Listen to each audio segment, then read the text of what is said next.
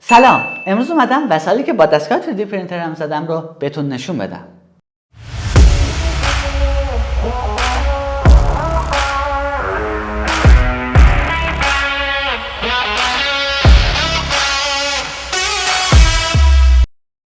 از 3 تا دسته‌بندی تشکیل شده که دسته‌بندی اولش تزیینی، دومش کاربردی و سومش هم اسباب بازیه. و یه جورایی هم بهتون نشون بدم که داشتن دستگاه 3D پرینتر در خونه چقدر شما رو میتونه بی‌نیاز کنه. پس بزن بریم. اولین وسیله تزیین رو بهتون نشون بدم که یه جاشمیه که از 2 قسمت که یک قسمت آهوی قلبیه و قسمت بعدی جاشمه و استندش. که چاپ این جاشمی حدود 3 ساعت و نیم 4 ساعت طول کشید. و اگه فکر میکنید یه جاشمی ساده است، کور خوندید. این وقتی که بعد از اینکه روشنش میکنیم سایه‌شو که این قلب آهویی رو به دیوار میندازه. الانم تاریک میکنم که ببینیدش.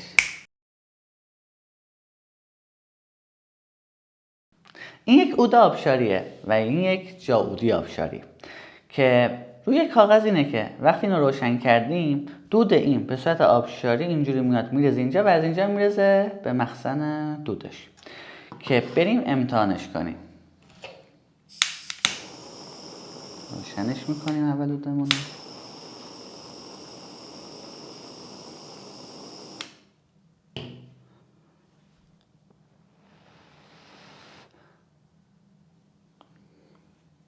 کم روشنش کردیم. آها شروع کرد. بله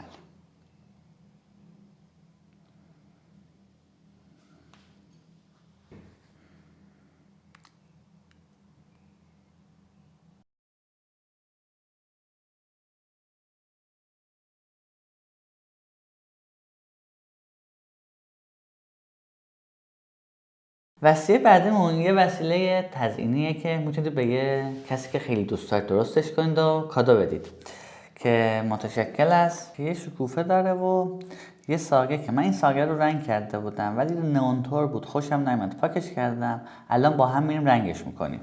یه دونم لاف داره که اینجا قرار میگیره و یه استند. الان هم بریم رنگش کنیم و ستابش کنیم.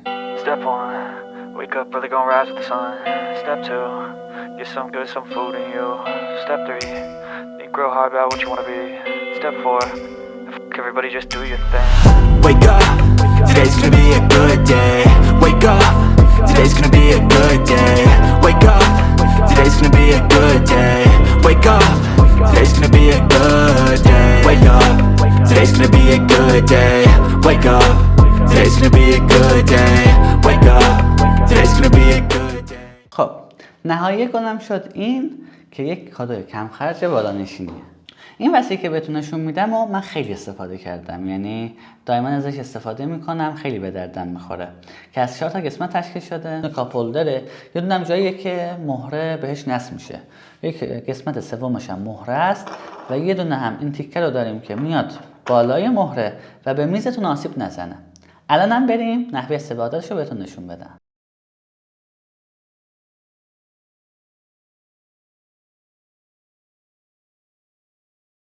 این وصلمون یک قیف ساده است که به خاطر اینکه از فیلامنت PLA زدمش مشکلی نداره که با مواد غذایی برخورد یا تماس داشته باشه.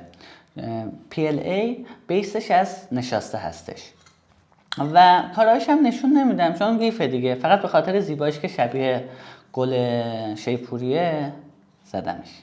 نگاه کنید. وسیله بعدمون هم قاشق قیفیه. این خودش هم پیمانه، یعنی قاشق قیفیمون دقیقاً یه قاشق غذاخوریه و برای استفاده کردن چیزهایی که مثلا نمک، مثل نمک ریختنش تو ظرف که معمولا به زمین ریزه استفاده میشه. نگاه کنید سر باریکی داره و پر که کنید با خیال راحت میتونید به راحتی بریزید.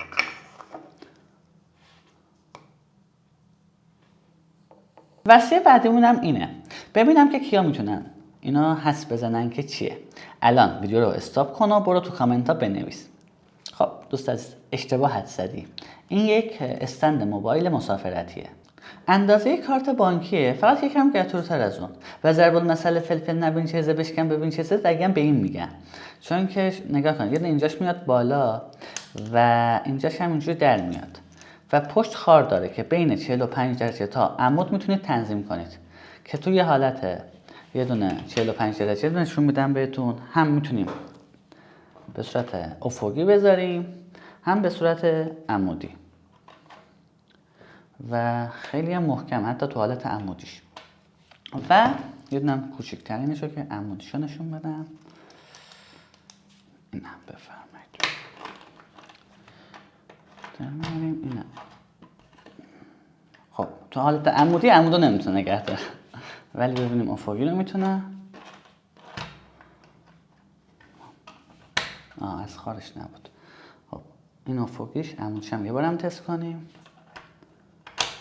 نه نمیتونه عمودش نگه داره. وسیله بعدمون استند موبایل هنگام شارژه که تا وقتی که ازش استفاده نکنی متوجه نیستی که چه نعمت بزرگیه. بریم نشونتون بدم.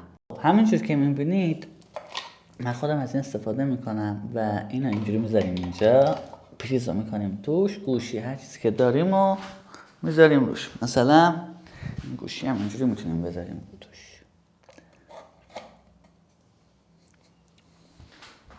وسیله بعدمون بوکمارکه. معمولا بوکمارکر که میخواستم استفاده کنم برم بگیرم تو بیرون مقوایی ساده بودن، اونا هم که کمی خاص بودن مال دخترا بود. اینو که دیدم سریع اومدم چاپ گرفتم ازش، فقط فیلامنت سیاه هم نمونده بود، به خاطر همین آبی گرفتم. الان بریم با هم رنگش کنیم.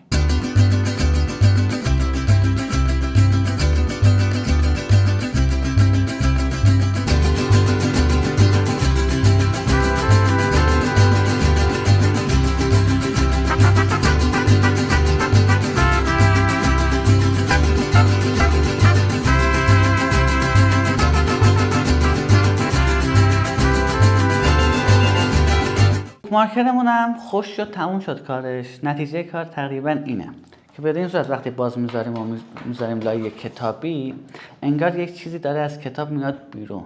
خوراک ژانر ترسناکه، واسه اونایی که رمان‌های ترسناک میخونن خیلی خوبه. اینم آخرین دسته‌بندی امروزمون هستش که دسته‌بندی اسباب بازیامونه که تو این قسمت میخوام هر سه تا وسیله رو بهتون نشون بدم و در انتها همشو با هم امتحانش کنیم. وسیله اولمون رو باید از فیلم استاروارز یکم آشنا بهتون بیاد.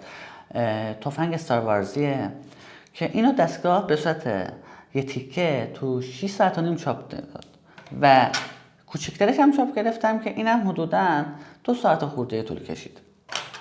و نوع کاربردش اینجوریه که اینجاش وقتی که ما حرکت در میاریم و به پشت میکشیم انرژی اینجا ذخیره میشه، بعد با حرکت دادن نازلش انرژی آزاد میشه و از این قسمت به گلولش ضربه وارد میشه و پرت میشه. وسیله بعدیمون یه نوستالژیه. در 70 و 60 و حتی اواسط 80 از این اسباب بازی زیاد استفاده کردن و چاپ دسته‌اش 2 ساعت طول کشید، ولی این خرت و پرتش رو حدوداً 1 ساعت چاپ داد دستگاه.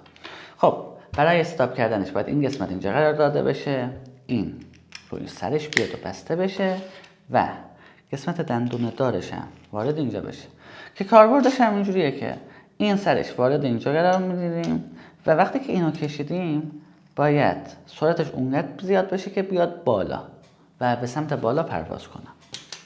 خب آخرین وسیله‌مون هم منجنیق سکه‌مون هستش که برای درست کردنش، البته اول زمان چاپشو بگم، به خاطر اینکه این ستوناش تو پر بودن حدوداً 6 ساعت فقط طول کشید که اینو چاپ بده، بعدش نیم ساعت هم این قطعه کوچیکشو چاپ داد.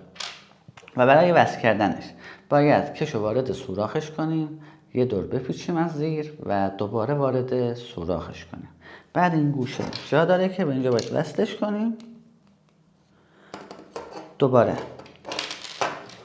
این ورش هم همین کار رو، البته اول از این باید از وسط اینجا بگذرونیم که جایی که سکه قرار میگیره و دوباره این کار رو تکرار کنیم. از سوراخ میگذرونیم، وارد این یکی، دوباره وارد سوراخ میکنیم و اینجا باز وصلش میکنیم. در اومد. یه بارم تکرار کنم.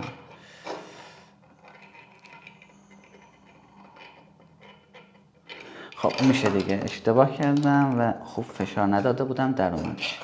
بله، نحوه کارکردش هم اینجوریه که اینو برمیداریم میذاریم اینجا و سکه رو میذاریم اینجا و میکشیم. وقتی که رها کردیم پرتابش میکنیم. خب برای اینکه برد این وسیله ها رو ببینیم و اصلا ببینیم مثلا چیزی مثل فرفره کار میکنه یا نه، میریم بیرون و میزان بردش هم اگه کار کرد میزان بردش هم تو فضای باز امتحانش میکنیم. پس بریم بیایم. خب الانم امتحانش کنم ببینیم کار میکنه یا نه. نه بابا، یه بار دیگه امتحان کنی. خیلی خوشم اومد. این بار 8 توان دارم میکشم. 1 2 3. اوه یه قشنگ منو برد به خیاط کودکیم. خیلی خوبه. امتیاز 10 از 10. الانم بریم تفنگ استار وارز رو امتحانش کنیم. امتیاز 8 از 10 میدم بهش. واسه بچه‌ها خوبه، آسیبم نمیزنه. دسته آخرمون منجنیقم، بریم تستش کنیم. اینم 9 از 10 میدم. زیاد مال بچه‌ها نیست ولی بزرگسالانی که کودک درونشون یه کمی جریان پیدا کرده به بیرون خوبه. مرسی که تا اینجا ویدیو نگاه کردید. ویدیو فردا رو از دست ندید. یه توتی خفن داریم، در کنارش هم لایک و کامنت و سابسکرایب میدونم یادتون نرفته. تا فردای دیگر، بدرود.